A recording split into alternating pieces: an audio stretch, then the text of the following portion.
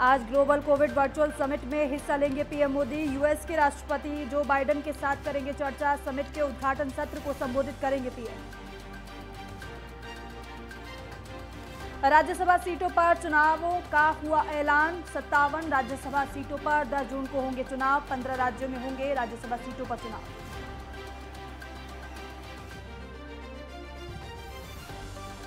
इक्कीस मई से 21 जून तक अमृत योग माह मनाएगी यूपी सरकार। 7.5 करोड़ लोगों को योग से जोड़ने की तैयारी। आजादी की 75वीं वर्षगांठ के मौके पर कार्यक्रम। देवभूमि में धामी कैबिनेट की हुई अहम बैठक में चारधाम यात्रा को लेकर चर्चा। मीटिंग में 7 प्रस्तावों पर लगी मोहर। ज्ञानवापी सर्वे को लेकर कोर्ट का बड़ा फैसला। नहीं हटाए जाएंगे कोर्ट कमिश्नर। 17 मई से पहले दोबारा होगा सर्वे। कमिश्नर के साथ 2 वकील भी किए जाएंगे नियुक्त।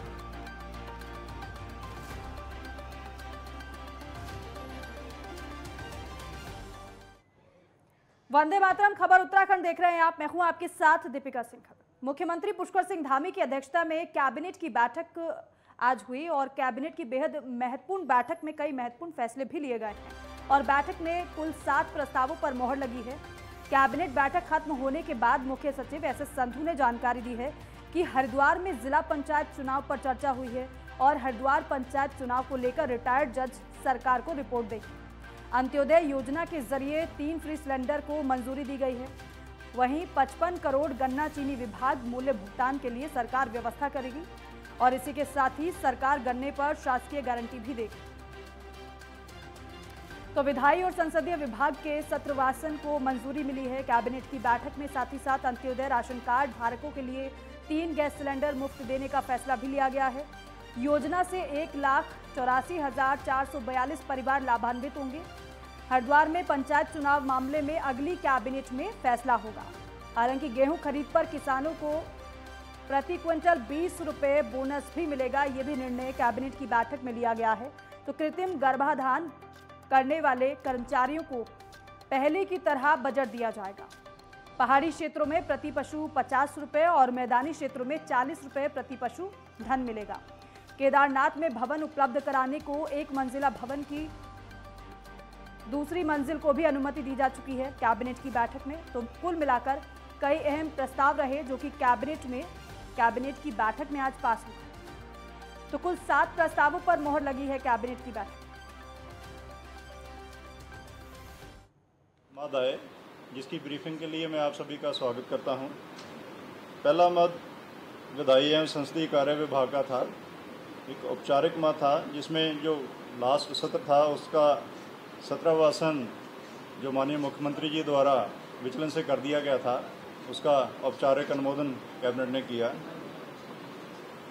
दूसरा मद हरिद्वार में जिला पंचायत निर्वाचन से संबंधित है, जिसके बारे ये निर्णय हुआ है कि अगली बैठक में माननीय एडवोकेट जनरल को अनुरोध किया जाएगा कि वो जो इसमें विभिन्न विधिक पहलू हैं उसके बारे आके कैबिनेट को अवगत कराएंगे। उसके बाद अंतिम निर्णय कैबिनेट द्वारा लिया जाएगा।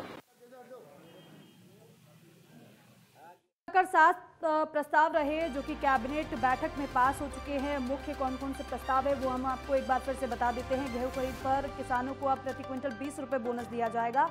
कृत्रिम गर्भाधान करने वाले कर्मचारियों को पहले की तरह बजट दिया जाएगा। पहाड़ में प्रति पशु 50 रुपये, मैदान में 40 रुपये प्रति पशु धन मिलेगा। केदारनाथ में भवन उपलब्ध कराने को 1 मंजिला भवन की दूसरी मंजिल को भी अनुमति दी जा चुकी है। ज्ञानेंद्र तिवारी मेरे सहयोगी फोन लाइन पर है। ज्ञानेंद्र, हम कुछ जो प्रस्ताव हैं जो कैबिनेट की बैठक में पास किए गए हैं जिनको मंजूरी मिली है वो अपने दर्शकों को बता रहे हैं, लेकिन जरा ये बताइएगा कितना महत्वपूर्ण ये फैसले रहे हैं और कितने महत्वपूर्ण ये निर्णय हैं जो इस कैबिनेट में इस बार लिए गए हैं। देखिए, टोटल 7 प्रस्ताव इस कैबिनेट की बैठक में आए थे और 7 पे मुहर लगे हैं। खासतौर पे देखने वाली बात ये है कि चुनाव के दौरान जो वादे हैं धामी सरकार की तरफ से किए गए थे, उन वादों पे उतरने की जो कवायद है इस कैबिनेट बैठक के जरिए किया गया है। अगर हम देखें जिस तरीके से जो फ्री सिलेंडर देने का जो वादा है वो चुनाव के दौरान धामी सरकार की तरफ से की गई। मौजूदा समय में कैबिनेट में एक प्रस्ताव आया था जिसपे मोहर लगा है, जिसके तहत अगर हम देखें तो जो अंत्योदय योजना के जरिए साल में 3 जो फ्री सिलेंडर देने को जो मंजूरी है वो इस कैबिनेट ने दी है, जिसमें तकरीबन 1,84,00,000 जो कार्ड धारक है, जो अंत्योदय कार्ड धारक हैं, उनको ये साल में 3 जो सिलेंडर हैं वो दिए जाएंगे। तकरीबन 55 करोड़ रुपए का जो खर्च है वो राज्य सरकार को इसमें कहीं ना कहीं आएगा।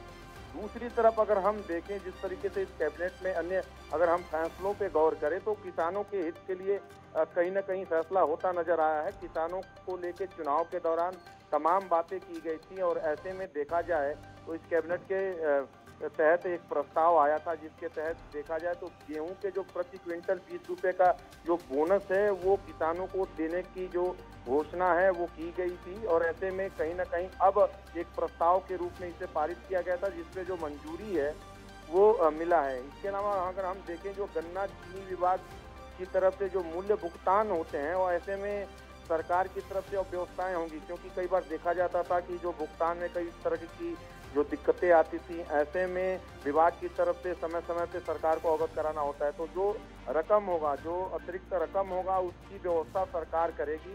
इस तरीके की जो प्रस्ताव है इस बार कहीं ना कहीं ज्ञानेंद्र, और हरिद्वार में पंचायत चुनाव को लेकर अब निर्णय अगली कैबिनेट में होगा, मामला कहां पर अटक गया? ज्ञानेंद्र, हरिद्वार में पंचायत चुनाव को लेकर इस बार की कैबिनेट की बैठक में निर्णय नहीं हो पाया है और ये जानकारी है कि अगली कैबिनेट में ये फैसला लिया जा सकता है। इस बार ये फैसला क्यों नहीं लिया जा सका? क्या तैयारियों में कमी थी?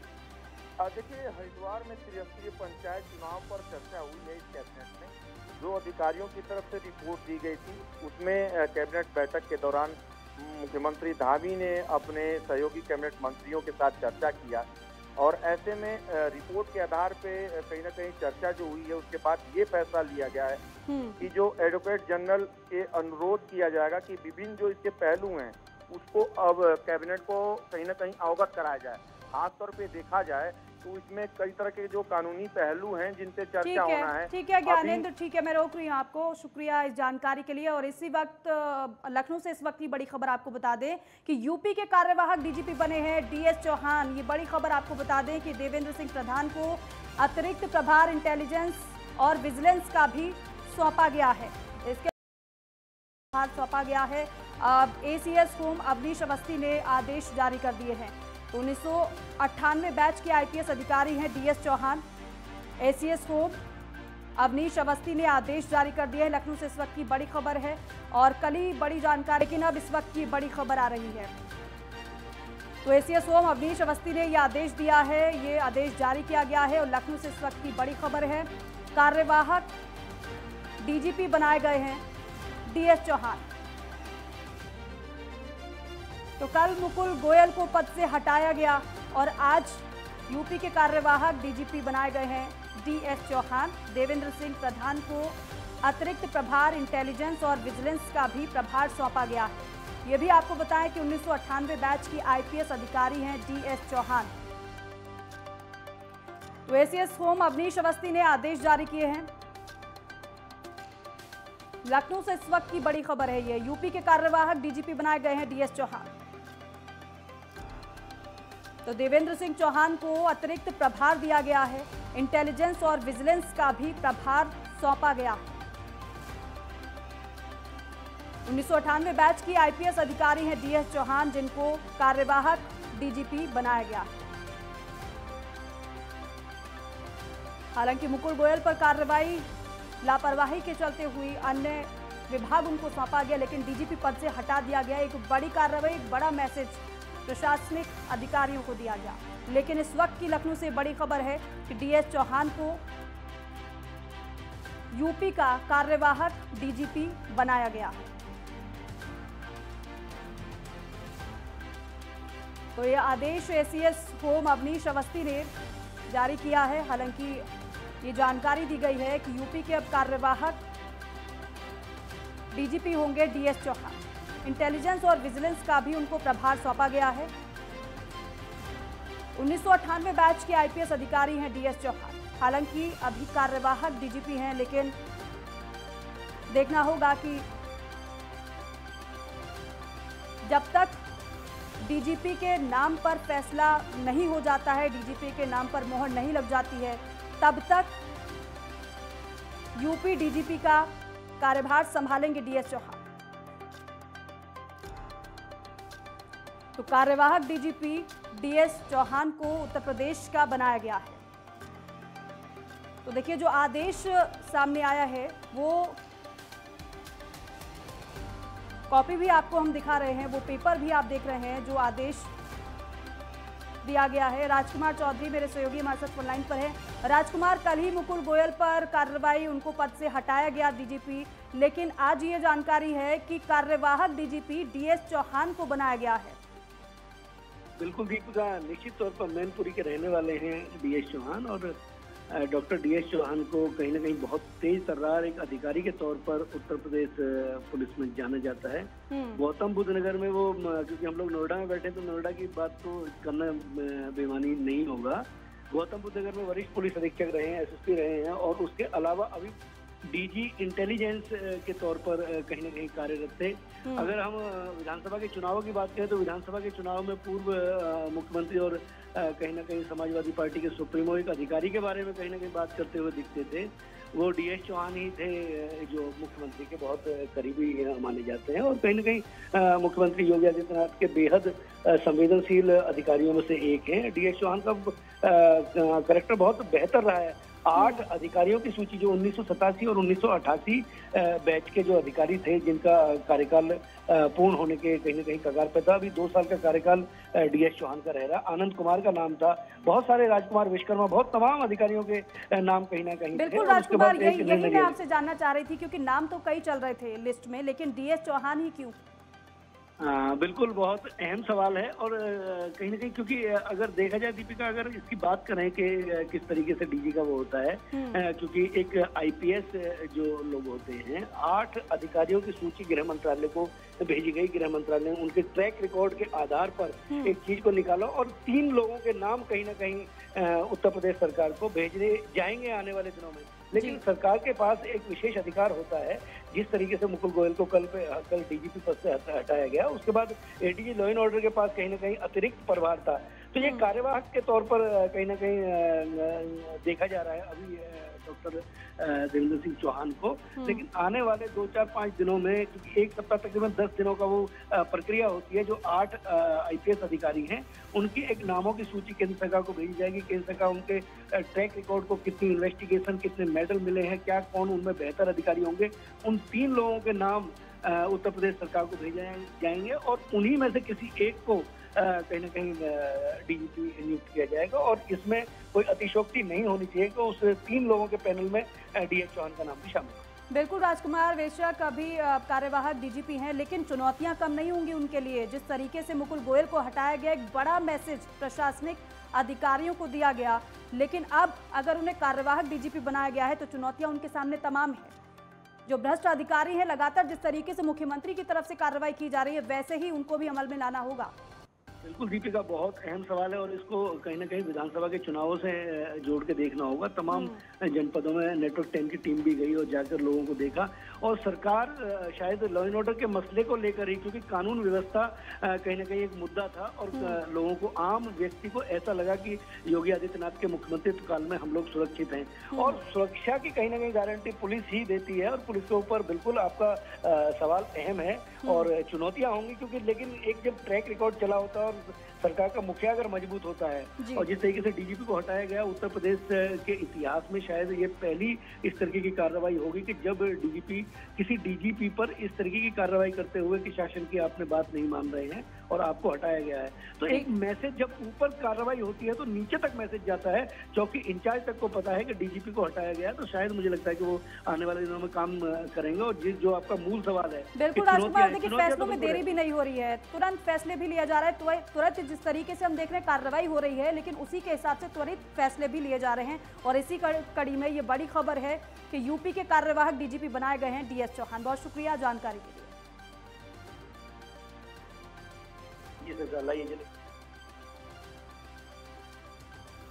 और इसी के साथ ही फिलहाल वक्त हो गया एक छोटे से ब्रेक का, फौरन लौटेंगे।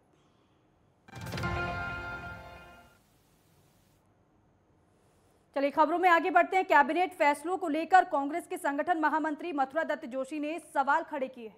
उन्होंने कहा है कि जितने भी फैसले आज कैबिनेट में लिए गए हैं वो सभी राजनीति से प्रेरित हैं और इन फैसलों से आचार संहिता का उल्लंघन किया जा रहा है।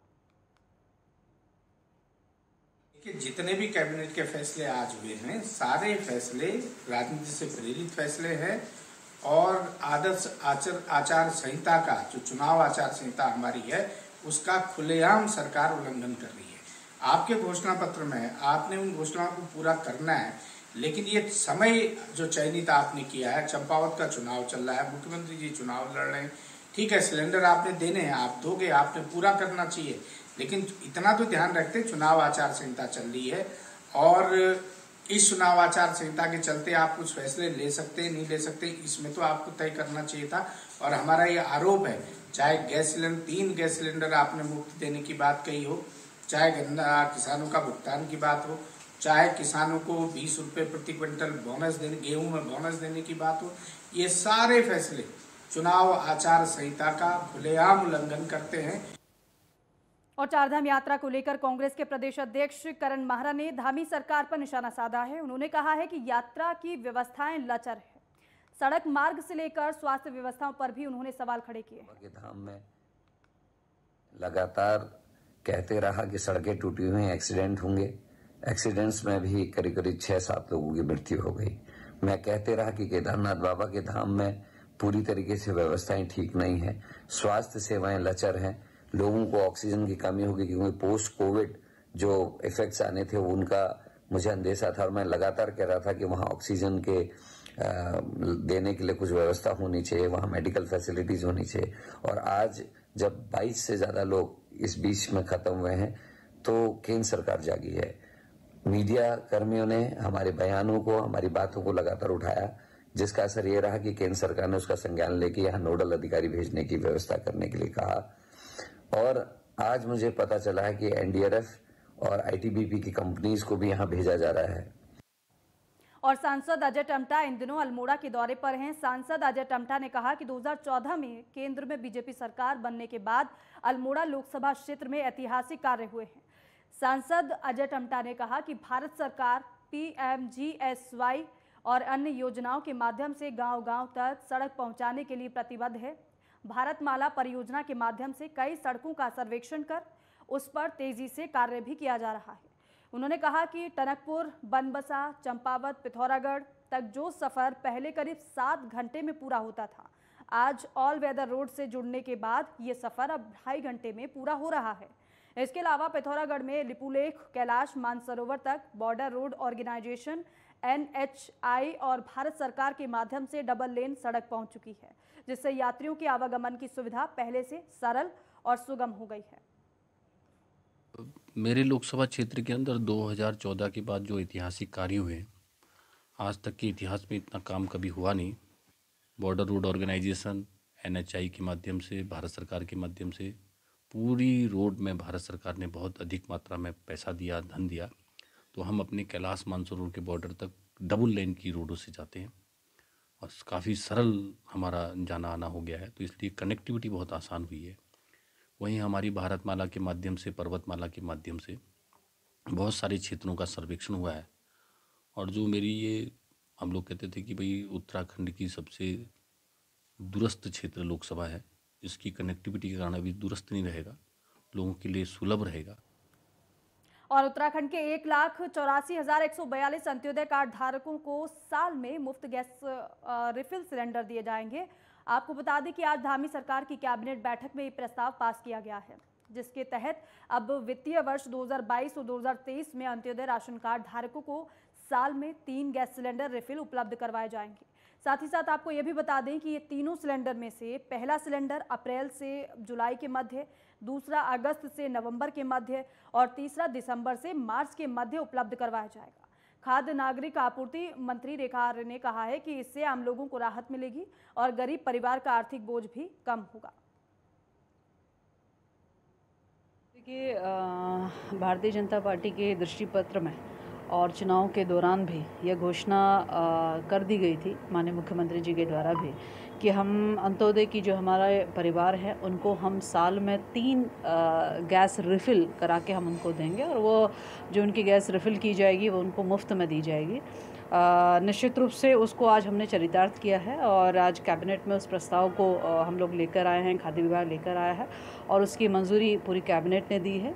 और मैं समझती हूँ कि ये अंत्योदय परिवारों के लिए बहुत ही सुखद बात और ख़ासकर महिलाओं के लिए बहुत सुखद है कि इस समय उनको गैस की बड़ी राहत उनको मिलने जा रही है, आर्थिक बड़ी राहत उनको मिलने जा रही है।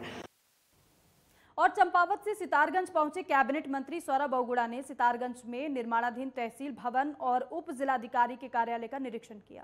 कैबिनेट मंत्री सौरभ बहुगुणा ने उप जिलाधिकारी कार्यालय छोटा होने पर ठेकेदार और जेई को कार्यालय को बड़ा करने के निर्देश दिए। वहीं कैबिनेट मंत्री सौरभ बहुगुणा ने बताया कि लगभग 4 करोड़ के रुपए की लागत से तहसील भवन तैयार हो रहा है, जिसमें तहसीलदार कार्यालय, उप जिलाधिकारी कार्यालय, साथ ही तहसील भवन में मीटिंग हॉल और स्टाफ रूम 2 मंजिल बिल्डिंग का निर्माण होगा। वहीं ड्राइंग रूम में कुछ कमियां पाई गई थी, जिसको लेकर ठेकेदार और जेई को निर्देशित किया गया है। 23 जून 2023 को बिल्डिंग का निर्माण कार्य पूरा होना है, जिसको लेकर ठेकेदार को निर्देशित किया गया है। नहीं है, थोड़ा सा ड्राइंग में प्रॉब्लम थी, हमने चेंजेस करने के लिए कहा है और जो हमारे डिपार्टमेंट के लोग हैं और जो ठेकेदार हैं उनको निर्देश दिए गए हैं कि टाइम लिमिट के अंदर इसको ख़त्म किया जाए। 23 जून इसकी लास्ट डेट ऑफ कंप्लीशन है और 23 जून 2023 इनकी लास्ट डेट है कंप्लीशन की। तो यही मैंने आदेश दिए हैं कि इसको जल्द से जल्द कंप्लीट किया जाए, क्वालिटी अच्छी रखी जाए और जो कुछ चेंजेस हमने यहाँ पर प्रस्तावित किए हैं उसको करवा के जल्द से जल्द इसको कंप्लीट किया जाए। और उत्तराखंड से लगे पड़ोसी देश नेपाल में 13 मई को होने वाले निकाय और पंचायत चुनाव को लेकर जहां चंपावत की इंडो नेपाल सीमा को अगले 48 घंटे के लिए सील कर दिया गया था, वहीं सीमा सुरक्षा और नेपाल में होने वाले चुनाव के मद्देनजर सुरक्षा व्यवस्थाओं को देखने के लिए टनकपुर सीओ अविनाश वर्मा ने बनबसा थानाध्यक्ष लक्ष्मण सिंह जगवाड़ के साथ भारत नेपाल सीमा पर पिलर नंबर 7 का निरीक्षण किया। साथ ही साथ बॉर्डर पर सुरक्षा को तैनात एसएसबी जवानों और अधिकारियों से सीमांत सुरक्षा व्यवस्था को चाक चौबंद रखने के निर्देश दिए। बनबसा पिलर नंबर 7 के अलावा सीओ टनकपुर के द्वारा बनबसा बैराज, गड़ीगोट, धनुषपुल सीमांत इलाकों का दौरा कर पुलिस जवानों को सुरक्षा के मद्देनजर अलर्ट रहने के निर्देश दिए हैं। वहीं मीडिया से रूबरू होते हुए सीईओ टनकपुर अविनाश वर्मा ने बताया कि पूर्व में नेपाल प्रशासन से हुई चर्चा में के अनुपालन में नेपाल में होने वाले निकाय और पंचायत चुनाव के मद्देनजर नेपाल सीमा को सील किया गया है। इस दौरान सिर्फ उन्हीं लोगों को आवागमन की इजाज़त दी जाएगी जो कि प्रशासन से इजाज़त लेकर भारत या फिर नेपाल जाना चाहते हैं। इंडो नेपाल बॉर्डर पर सामान्य आवागमन पूरी तरीके से बंद रहेगा। वहीं सीओ ने बताया कि बॉर्डर सुरक्षा के मद्देनजर ही उन्होंने जहां सीमांत इलाकों का दौरा कर सुरक्षा व्यवस्था को पुख्ता रखने के निर्देश दिए और साथ ही साथ बनबसा नेपाल बॉर्डर को नेपाल में 13 मई को होने वाले चुनाव के बाद शाम के 6 बजे के बाद खोल दिया जाएगा। ये पिछली भारत और नेपाल की अलाई मीटिंग हुई थी, उसमें ये बात आई थी कि आगामी जो 13 तारीख को नेपाल में स्थानीय चुनाव है उसके मद्देनज़र भारत और नेपाल की अंतर्राष्ट्रीय सीमा को 48 घंटे के लिए बंद करने का निर्णय लिया गया था। उसी क्रम में कल शाम से हमारा ये अंतर्राष्ट्रीय बॉर्डर सील कर दिया गया है और ये अवधि 13 तारीख की शाम के 6 बजे तक रहेगी, जब तक वहाँ पर चुनाव संपन्न हो जाता है। इस बीच में कोई भी ऐसा व्यक्ति जिसको स्थानीय प्रशासन के द्वारा अनुमति नहीं दी जाती है वो नेपाल में प्रवेश नहीं कर सकता है या नेपाल से भारत में नहीं जा सकता। और कच्ची शराब के खिलाफ गदरपुर पुलिस ने कार्रवाई करते हुए उत्तर प्रदेश के सीमावर्ती गांव से 7000 लीटर लहन नष्ट किया है और साथ ही साथ 3 भट्टियां भी तोड़ दी हैं। इस दौरान थाना प्रभारी निरीक्षक विजेंद्र शाह ने बताया है कि एसएसपी के निर्देश के बाद गदरपुर पुलिस अवैध शराब के खिलाफ लगातार कार्रवाई कर रही है। इसी क्रम में स्कैनिया चौकी क्षेत्र के इंचार्ज राहुल राठी के नेतृत्व में एक टीम ने उत्तर प्रदेश के सीमावर्ती जंगल में छापा मारा और जहां पर 2 गांव से बरामद 7000 लीटर लहन को नष्ट किया गया है और अवैध कच्ची शराब की 3 भट्टियां भी नष्ट की गई हैं। जी देखिए, हमारे गदरपुर क्षेत्र और आसपास के गांव में स्पेशली सकैनिया क्षेत्र में अवैध शराब की और भट्टियों की शिकायत मिलती रहती है। तो उसी क्रम में हमने अपने एसएसपी सर के निर्देशानुसार कल इसमें अभियान चलाया और आज जो है प्रातः चौकी इंचार्ज सकैनिया और उनकी टीम के द्वारा कलकत्ती क्षेत्र में जो है जंगल के अंदर तकरीबन 3 जो है भट्टियाँ तोड़ी और लगभग 7,000 लीटर लाहन इसमें नष्ट किया। मौके पर कोई भी व्यक्ति मिला नहीं है और आगे भी इस तरीके का अभियान जारी रहेंगे। और इन्हीं खबरों के साथ ही खबर उत्तराखंड में बस इतना ही। आप देखते रहिए नेटवर्क 10। जय हिंद।